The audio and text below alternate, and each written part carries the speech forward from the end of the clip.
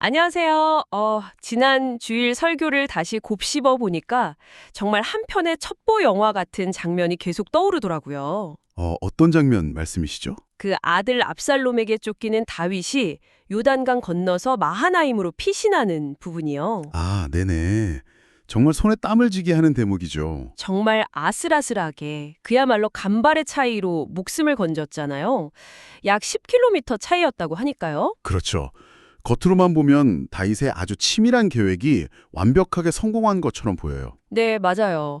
스파이도 심어놓고 제사장 가문을 통해서 정보도 빼내고 네, 모든 작전이 정말 딱딱 맞아떨어진 것처럼 보이니까요. 노련한 전략가의 승리처럼 보일 수 있는 부분입니다. 바로 그 지점인 것 같아요.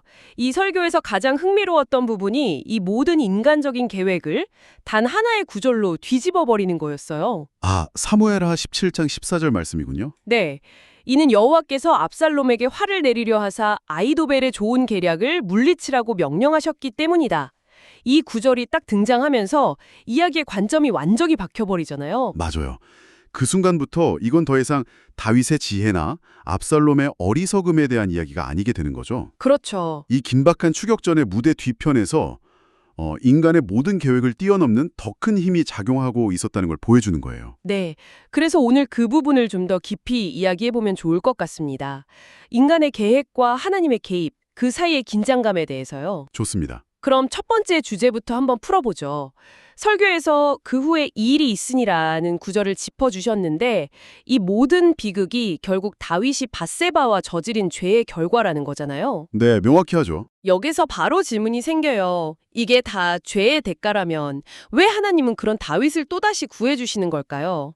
뭔가 좀 모순처럼 느껴지기도 하거든요. 아주 중요한 질문입니다. 그리고 그게 바로 이 설교가 파고드는 핵심적인 딜레마죠. 과연 인간의 실패가 하나님의 계획을 멈출 수 있는가 하는 질문이기도 하고요. 아, 설교의 대답은 그렇지 않다는 겁니다. 이건 단순히 죄 지은 왕이 고생 끝에 복귀했다는 그런 영웅담이 아니고요. 네. 오히려 인간의 가장 큰 실패와 죄악 속에서도 하나님이 그와 맺었던 약속만큼은 결코 저버리지 않으신다는 것. 그 신실함에 대한 이야기인 거죠. 아, 약속. 그 단어가 계속해서 반복됐어요. 여기서 말하는 약속이라는 게 정확히 어떤 거죠? 좋은 지적이에요.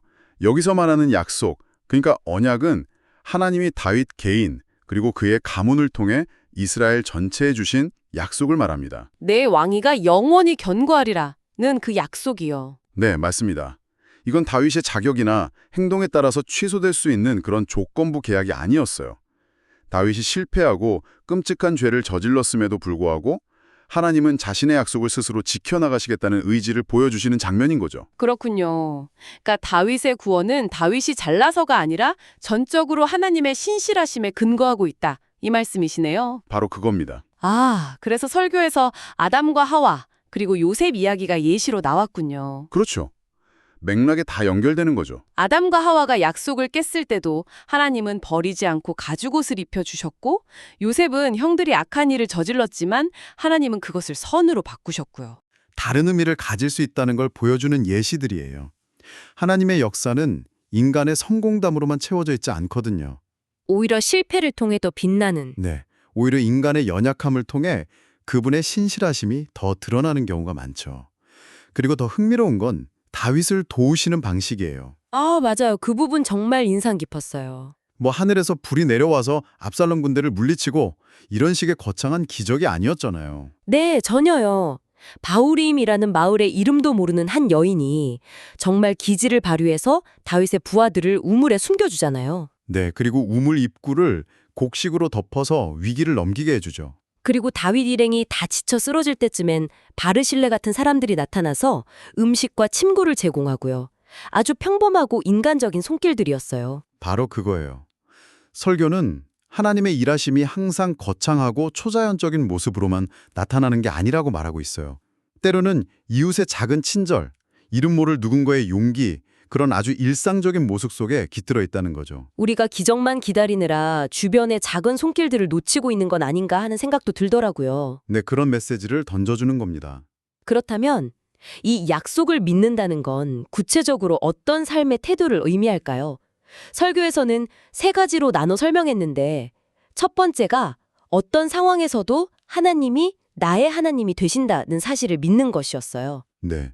이게 그냥 다 잘 될 거야 라는 막연한 긍정주의와는 완전히 다르죠. 어떻게 다른가요? 상황이 좋아질 것이라는 믿음이 아니라 상황이 최악으로 가더라도 하나님과 나의 관계 자체는 변하지 않는다는 믿음이에요. 아, 관계에 대한 믿음이군요. 그렇죠. 설교에서 들었던 홍길동전 비유가 정말 와닿았어요. 홍길동의 가장 큰 한이 아버지를 아버지라 부르지 못하는 거였잖아요. 네, 그렇죠. 서자의 서름. 그런데 우리에게는 그럴 일이 없다는 거예요. 내가 실패하고 죄를 짓고 완전히 밑바닥까지 떨어져도 하나님을 나의 아버지, 나의 하나님이라고 부를 수 있는 그 관계는 결코 끊어지지 않는다는 신뢰죠. 그래서 위기가 닥쳤을 때 하나님 왜 저에게 이런 일이 일어납니까? 라고 따지기보다 이런 상황에서 저는 누구를 의지합니까? 라고 질문의 방향을 바꾸는 태도가 중요하다고 한 거군요. 맞습니다. 원망의 대상을 찾는 게 아니라 의지할 대상을 다시 확인하는 과정인 셈이죠. 그럼 두 번째 믿음은요? 두 번째는 여기서 자연스럽게 연결돼요. 바로 눈에 보이는 증거가 아니라 말씀의 신실하심에 근거를 두는 믿음이죠. 다윗의 상황을 보면 정말 그렇죠. 네, 아들에게 쫓겨서 맨발로 울면서 도망가는 신세예요. 눈에 보이는 증거라고는 절망뿐이죠. 네, 모든 게 끝난 것처럼 보였을 거예요. 하지만 그는 그 상황 속에서 내 왕위가 영원하리라고 하셨던 과거의 그 약속을 붙들었던 겁니다. 아브라함처럼요. 아, 아브라함도요? 100세가 다 되도록 아들이 없었고 모든 현실적 증거는 불가능을 가리키고 있었지만 그렇죠. 자신의 몸 상태나 환경이 아니라 아들을 주시겠다고 하신 하나님의 말씀을 믿음의 근거로 삼았죠. 진짜 믿음은 변하는 상황이 아니라 변하지 않는 말씀 위에 세워져야 한다는 걸 보여주는 거예요. 그리고 마지막 세 번째 믿음이 어쩌면 가장 큰 위로가 되었던 부분 같아요. 바로 죄악 가운데서도 용서와 회개로 나아가는 믿음이요. 저도 그 부분에서 깊은 울림을 느꼈습니다. 약속을 믿는 신앙이 결코 넘어지지 않는 완벽한 삶이 아니라는 점, 네, 맞아요. 오히려 넘어진 자리에서 다시 일어서는 삶, 어둠 속으로 들어갔을 때 다시 빛을 향해 돌아오는 삶이라는 거죠. 다윗이 시므이에게 저주를 받을 때의 반응이 바로 그 믿음을 보여주는 장면이겠네요. 정확합니다. 부하들은 당장 저자의 목을 베자고 하는데 다윗은 막잖아요. 네. 그러면서 여호와께서 그에게 명령하신 것이니 버려두라. 혹시 여호와께서 나의 원통함을 감찰하시리니 오늘 그 저주 때문에 선으로 내게 갚아주시리라. 이 고백은 정말 놀라워요. 그렇죠. 이건 단순히 인내심이 강해서 참는 게 아니에요. 그는 지금 겪는 고난이 자신의 죄에서 비롯됐다는 걸 인정하고 있어요. 동시에 그 죄에 대한 하나님의 용서 또한 믿고 있는 겁니다. 아, 그래서 이 저주를 통해 하나님이 자신을 정결하게 하시고 결국엔 선으로 갚아주실 것이라는 더 큰 그림을 보고 있었던 거군요. 네. 이게 바로 용서받았다는 약속을 믿는 사람만이 보일 수 있는 반응이죠. 실패의 자리에서조차 하나님의 선하심을 기대하는 믿음. 이야기를 정리해보니까 다윗의 위기 탈출 이야기는 단순히 한 개인의 인생 역전 드라마가 아니었네요. 그렇죠. 인간의 실패와 죄악이라는 가장 어두운 현실 속에서도 그걸 뚫고 나오는 하나님의 신실한 약속에 대한 이야기였어요. 네, 맞습니다. 그래서 설교의 마지막이 로마서 8장의 그 유명한 구절로 끝을 맺는 거예요. 내가 확신하노니 사망이나 생명이나 다른 어떤 피조물이라도 우리를 우리 주 그리스도 예수 안에 있는 하나님의 사랑에서 끊을 수 없으리라. 네, 다윗의 이야기는 바로 이 구절의 구약 버전인 셈이죠. 우리의 그 어떤 실패나 연약함도 우리를 향한 하나님의 약속과 사랑을 끊어낼 수는 없다는 강력한 선언입니다. 어떤 상황에서도 우리를 포기하지 않으신다는 그 약속을 붙들고 흔들리는 현실을 살아내는 것. 그게 이 설교가 우리에게 주는 가장 큰 도전이자 위로인 것 같습니다. 그렇죠. 흔들리는 현실 속에서 변하지 않는 약속을 붙드는 것, 그것이 믿음의 본질이니까요. 문득 이런 질문을 던져보게 되네요. 오늘 우리 삶에서 어쩌면 하나님의 손길이라고 부를 수 있을 만한 아주 사소한 도움이나 우연 같은 일은 없었을까요? 압살롬의 군대를 막아선 그 이름 모를 여인의 우물덮개처럼 말이죠. 어쩌면 하나님의 그 거대한 약속은 이미 가장 평범하고 일상적인 모습으로 바로 우리 곁에서 조용히 이루어지고 있는 건 아닐까.